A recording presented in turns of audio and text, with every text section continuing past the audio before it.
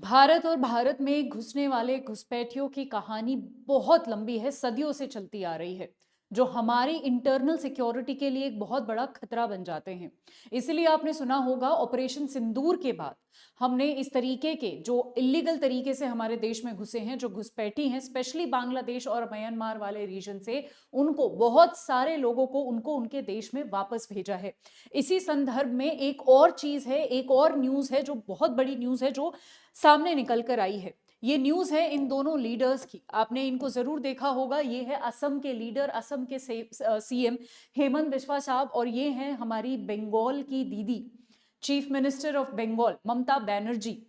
आगे बढ़ने से पहले इन दोनों ने, मैं अब बता दूं कि ट्विटर पे एक बहुत ही बड़ी डिबेट शुरू कर दी है, जो कि इन्फिल्ट्रेटर्स को लेके, घुसपैठियों को लेकर है।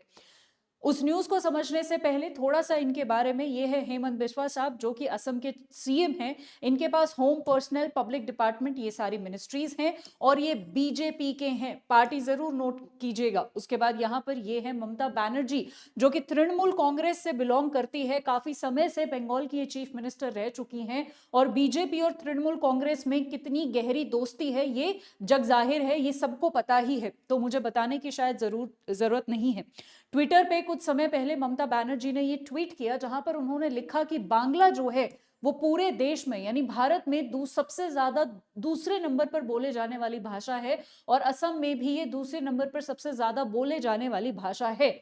इसी बीच अगर जो लोग बांग्ला बोल रहे हैं और उन लोगों को डिस्क्रिमिनेशन उनके खिलाफ हो रहा है, उनको थ्रेटन किया जा रहा है, तो ये कानून के और संविधान के खिलाफ है। ऐसा उन लोगों के खिलाफ नहीं किया जाना चाहिए। यानी जो लोग बांग्ला बोल रहे हैं उन लोगों को ये सपोर्ट करती हैं, और इसीलिए उन्होंने ये जो है बीजेपी के खिलाफ ये ट्वीट किया है। उसके रिस्पॉन्स में हेमंत बिस्वा साहब ने भी ये लिखा है कि दीदी, आपको ये शायद ना पता हो, या मैं आपको ये याद दिला दूं कि हम जो है अपने ही लोगों से, यानी जो भारतीय हैं, जो बांग्ला बोल रहे हैं और भारतीय हैं, उनके खिलाफ हम नहीं लड़ रहे हैं। हम उनके खिलाफ लड़ रहे हैं जो लोग अनचेक्ड मुस्लिम इनफिल्ट्रेटर्स के खिलाफ हम लड़ रहे हैं, जो क्रॉस बॉर्डर, जो बाहर से आए हैं, उनको हम वापस भेजना चाहते हैं। साथ ही साथ उन्होंने ये भी बोला है कि ये कोई पॉलिटिकल नैरेटिव नहीं है, ये एक रियलिटी है।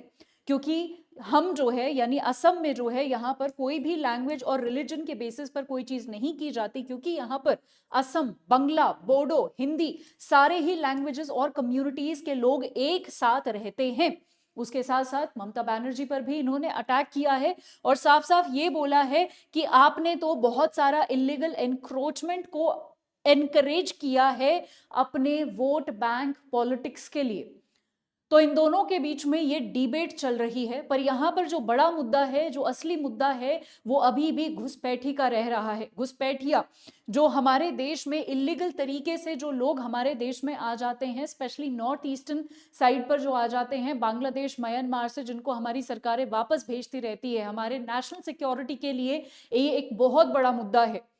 आपको, आपकी जानकारी के लिए बता दूं कि असम ने पिछले कुछ दिनों में बहुत सारे घुसपैठियों को वापस भेजा है। अराउंड 330 इलीगल इनफिल्ट्रेटर्स, घुसपैठियों को वापस भेजा है। इसमें से सबसे बड़ा जो नंबर है वो बांग्लादेश से देखने को मिलेगा, जहां से सबसे ज्यादा लोग आते हैं।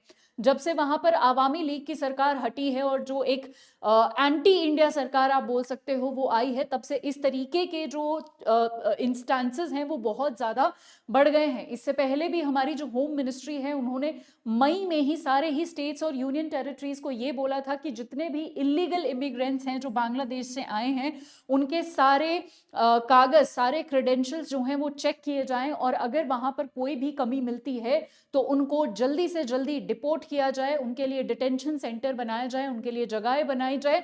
और अजीब बात यह है कि उनके लिए जो डिटेंशन सेंटर और जगहें बनेगी, वो भी तो हमारे ही टैक्स पेयर के पैसों से बन रही है, यानी हमारे ऊपर पूरा पूरा वो बर्डन है। उसके अलावा थोड़ा सा मैप हम जरूर समझेंगे ताकि समझ पाए कि क्या क्या वो रूट है जहां से वो घुसपैठिए घुसते हैं। तो यहाँ पर ये बांग्लादेश और ये इंडिया का बॉर्डर है, जहां पर क्लियरली आप देख सकते हो करीबन करीबन 4000 किलोमीटर का बॉर्डर हम शेयर करते हैं बांग्लादेश के साथ, जिसमें 1100 किलोमीटर का जो बॉर्डर है इंडिया और बांग्लादेश के बीच में, वो रिवराइन बॉर्डर है। यानी पानी से या नदी से सराउंडेड है वो, और यही एक बहुत बड़ा कारण है जिसकी वजह से इन्फिल्ट्रेटर्स यानी घुसपैठिए आसानी से हमारे देश में घुस जाते हैं। ऑल्सो बांग्लादेश जो है वो 5 इंडियन स्टेट से सराउंडेड है, वेस्ट बंगाल है, और यहाँ पर पूरा हमारा असम है, मेघालय है, मिजोरम है और त्रिपुरा है, ऑन 3 साइड्स। तो ये एक ऐसा एरिया है जो ऑलमोस्ट ऑलमोस्ट हमारे पूरे नॉर्थ ईस्ट को टच करता है, हमारे वेस्ट बंगाल को टच करता है।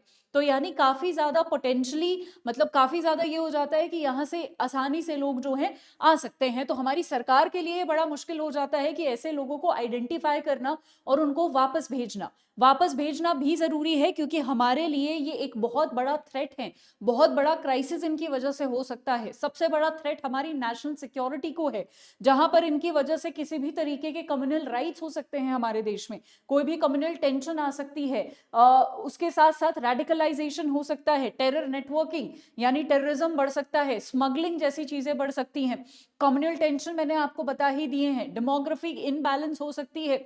इन लोगों को रखने के लिए इनको खाने को देना पड़ेगा, रहने को देना पड़ेगा, पानी देना पड़ेगा, तो वो एक्स्ट्रा प्रेशर, वो एक्स्ट्रा बर्डन भी सरकार के ऊपर पड़ेगा। ठीक है, सो वो एक जो पॉपुलेशन पर जो बर्डन है, इकोनॉमी पर जो बर्डन है, वो एक्स्ट्रा बर्डन पड़ेगा। उसके साथ साथ इन लोगों के पास बहुत सारी फेक डॉक्यूमेंट्स भी होती हैं, जहां पर ये असली लोगों की फेक जो है पहचान ले लेते हैं और उन लोगों को फिर तकलीफ हो जाती है। तो ये एक और समस्या है। उसके साथ साथ गलत तरीके से ये लैंड का ऑक्यूपेशन यानी लैंड वगैरह खरीद लेते हैं गलत गलत तरीके से। तो समस्याएं तो बहुत हैं डेफिनेटली, और हम इस पे काम भी कर रहे हैं। जाते जाते आपसे यही सवाल पूछूंगी कि यहाँ पर 2 डिबेट्स के बारे में हमने चर्चा करी, और इस तरीके की बहुत सारी डिबेट्स चलती रहती हैं जहां पर एक पार्टी कुछ कहती है, दूसरी पार्टी कुछ कहती है। बट आपसे पूछना चाहूंगी कि क्या आप एक वो बड़े मुद्दे, एक बिगर पिक्चर के साथ हैं जहां पर असली मुद्दे को हमें ध्यान में रखना चाहिए, जो कि है घुसपैठिए, जो वो लोग जो इलीगली हमारे देश में आ रहे हैं, नेशनल सिक्योरिटी के लिए थ्रेट हैं, हमारे इकोनॉमी पर थ्रेट हैं, हमारे मिडिल क्लास के लिए थ्रेट हैं, क्योंकि उन्हीं के टैक्स के पैसे से उनको सर्विसेज दी जा रही है। इवन अगर हमें उनको वापस भी भेजना है तब भी हमें उनके लिए डिटेंशन सेंटर्स बनाने पड़ रहे हैं, जो हमारा ही पैसा है। तो क्या हमें इस प्रॉब्लम पे डेफिनेटली हमें क्या ध्यान नहीं देना चाहिए, और इस प्रॉब्लम को सॉल्व करने पर ध्यान देना चाहिए, इररिस्पेक्टिव ऑफ आप कौन सी पार्टी से बिलोंग करते हो, इररिस्पेक्टिव ऑफ आप कौन से रिलीजन से बिलोंग करते हो, कौन सी कम्युनिटी से बिलोंग करते हो। अगर आप सहमत करते हैं तो मुझे जरूर बताइएगा कमेंट सेक्शन में। आज के लिए इतना ही। ऐसी और ज्यादा वीडियोस के लिए आप ये जो चैनल है गवर्नमेंट जॉब्स अड्डा 24/7 का, इसको जरूर फॉलो करिए। यहाँ पर मैं इस तरीके की वीडियोस लाती रहती हूँ, और अगर कोई ऐसा टॉपिक है जिसपे आप मुझसे चाहते हैं कि एक वीडियो बनाऊं, मैं उसको एनालिसिस करें, उसका डिटेल में उसको समझें, तो मुझे कमेंट सेक्शन में जरूर बताइएगा। मैं पर्सनली आप सभी के कमेंट्स जरूर देखूंगी। आज के लिए इतना ही।